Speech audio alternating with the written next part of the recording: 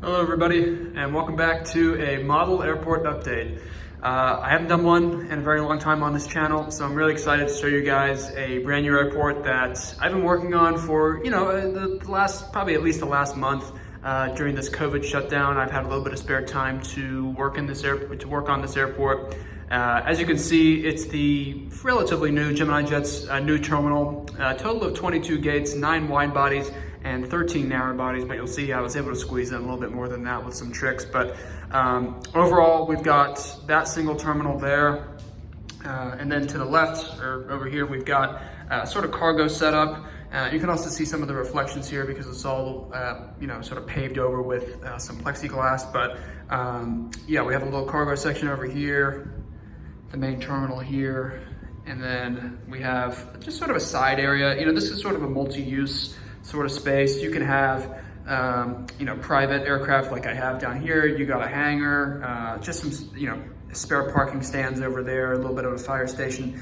So there's a lot of things, multiple things that you can put in this airport. But overall, this has been my main project in terms of just working on model airports. It is true that I never really stopped collecting. Although I haven't been posting any videos, I haven't really, posted anything regarding models or model airports. I have been working on it, trust me, behind the scenes. I've been thinking a lot about it. All of this is basically, at least the parts that I added are sort of hand designed. You can see here we've got a way to squeeze in 2 aircraft at once, but I've actually put in the separate taxi lines for those aircraft to park. And that's the same thing over there. I put that at another gate. There's a few more at the wide body gates, but there's some extra details in here that does not exactly come with the setup. In fact, all of this area here was basically hand done by using the decals that Gemini Jet sells. And by using those, you can just paste them on top of, it's ideally meant for the sort of extra expansion piece that you get. So I ordered one of those and then just put that decal over there so you could put that, so you have a complete taxiway line around the entire space. But yeah, this is pretty much the best model airport that I've made.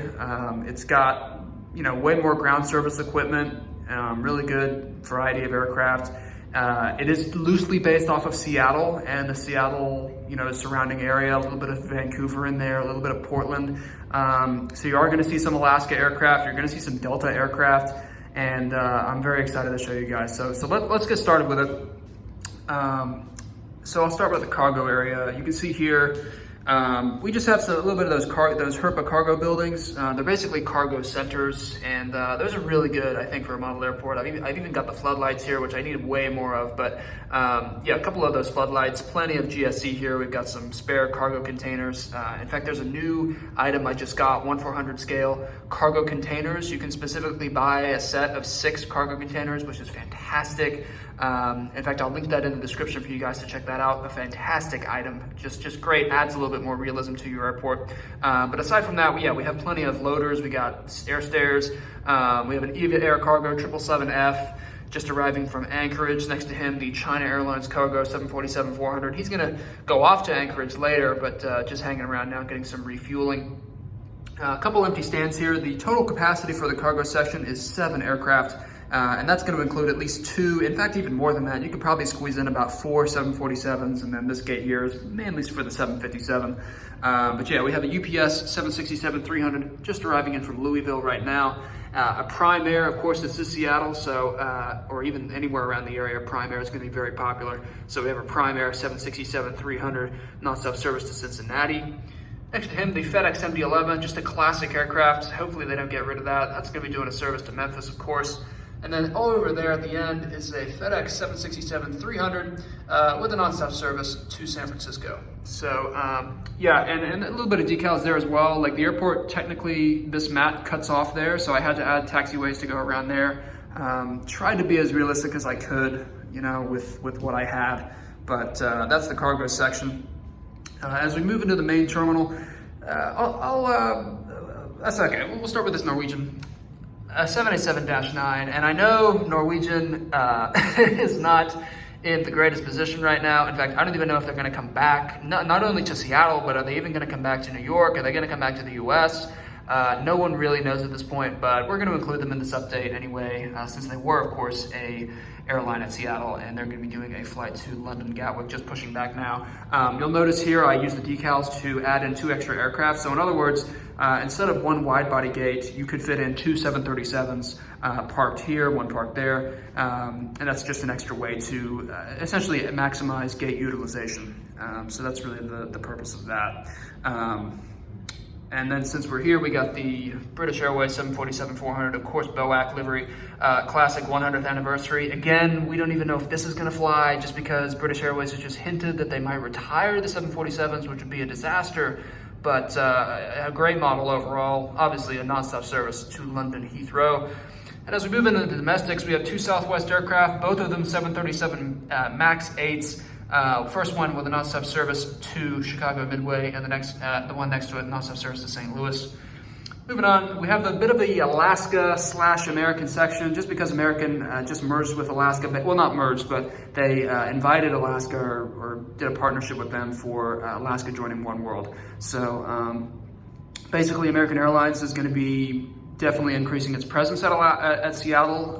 They'll be doing international services. Of course, Bangalore was their most recent one over in India. But overall, Alaska will be a One World member, and I would say there will be a bit of a combination in terms of gate usage, since the two are obviously very close partners now. So, and that was, of course, after Delta and Alaska were partners, and now they are no longer partners.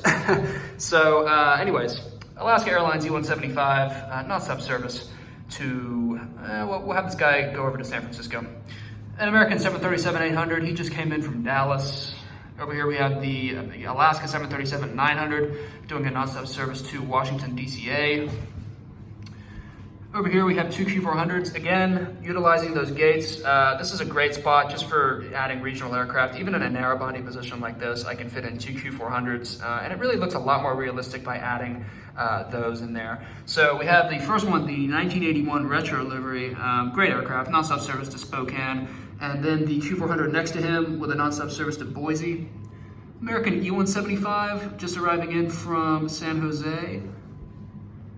And then the American A321 with a nonstop service to, let's think about that. We'll go Chicago here. Empty gate as per usual. It was really reserved for JetBlue, but obviously that aircraft has not arrived yet. And then we move into the Delta section. We have a Delta 737-900 with a nonstop service to Atlanta. Got a Delta CRJ-700. Interesting aircraft, by the way. I'm not really sure if they use these at Seattle right now. They might be. I'll have to take a look, but you know, there's still plenty of 700s in the fleet. So anyways, but we're going to keep them with a nonstop service to Vancouver. A Delta 717 nonstop service to Los Angeles. Delta A320 service to Minneapolis. And finally over there, we have a Delta A321 with a nonstop service to Atlanta. Actually, we already did Atlanta. We'll go Detroit for that one. And then we have a United 757-200 Blue Tulip. Of course, not everything is realistic. I love the Blue Tulip livery, so you know I'm going to include it with a nonstop service to Chicago O'Hare.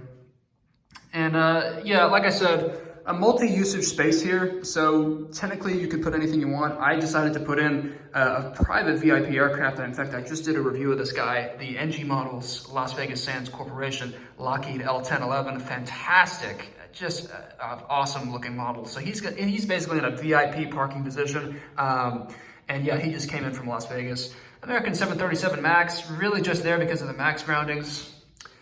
And Air Canada A321 with a nonstop service to Toronto. And I also put in this hangar here. We do have a little bit of realistic stuff there as well. There is a Delta A330neo and a couple other aircraft that are in not so great condition inside this hangar. So trying to be as realistic as I can. Putting in that scaffolding in there. So there's a Delta A330-900neo getting some maintenance done. And over here we have the Four Seasons 757-200. Doesn't really have a parking spot, but I just love the aircraft. Had to put it in the airport. Just awesome. Yeah, great model. And over here we have some stands, just empty parking stands, just in case the terminal is full, obviously as it is right now. So we have an EVA Air 777-300ER. He's loading up, doing a service to Taipei as usual. And then the Emirates 777-300ER. He just arrived from Dubai. And then we have a little fire station there. I don't have any actual vehicles, but it's a nice little setup there just in case I wanted to add any. I thought that was a good spot to add that. And then as I move around to the other side, there's another view of that Delta A321 That's the Detroit service. Here we have the Delta A350-900. Now we're getting into the wide bodies again with a nonstop service to Tokyo and Narita. We have a Hawaiian 767-300, just an awesome aircraft, by the way. You know, I like the 321 Neos. I don't mind the 330s, but the 763, man, those were the days. I really like those, and without the winglets too. So fantastic. Gemini, you know, re-released this with some antennas, some better detail. Great model. Service to Honolulu as per usual. We have an American 787-9 doing the Bangalore service. And then we have the Icelandair 757-200, another great model, by the way, nonstop service to Reykjavik. Air France 777-200 with service to Paris Charles de Gaulle. The Lufthansa A330-300 with a service to Frankfurt. And over here, we also added another extra gate there. And yeah, that United E175 doing a nonstop service to San Francisco. And then the United 737-800, he's just getting some food loaded. We'll be doing a service to Houston later on. So that's this side of the airport. Of course, a little bit more detail on that FedEx 767-300 just there. And some more aircraft taxiing here. You know, we have the America West CRJ-900. Again, great. I really like it, you know, honestly. America West, awesome. Awesome little vintage airline there. Really happy to have that into the airport. And then the Sun Country, a relatively new release, 737-800. Sorry about that light glare, by the way. I'll try to give you a better view. The Sun Country 737-800 doing a service to Minneapolis. And then part of the Vancouver is the Edelweiss A330-300 with arrival from Zurich. Obviously, this does not serve Seattle, but, you know, decided to put it in the airport. I really like the look of the aircraft, so we're going to fit that guy in there. But guys, that's pretty much going to wrap it up. We also have the ATC tower. I've tried to add, you know, as much as GSC as I could at the moment. I might even be able to get some more, but mainly a cargo section. Of course, we have a little bit of water there as we, you know, approach the runway. You know, that's generally the setup for the cargo. We have the rest of the airport as it is, and that's pretty much it, guys. So I want to thank you so much for watching this video. I apologize for not making so much content. You know, it's been rough. I've had a bunch of schoolwork, and I don't know. I should be posting more about what I'm doing, and you know, I don't know. I don't know. But I'm definitely back now, since basically everyone's back. You know, they should have some spare time. I mean, I've really tried so hard to, you know, at least put some time into something like this, because this is really something I've always wanted to do. Have a smaller airport, but some great detail.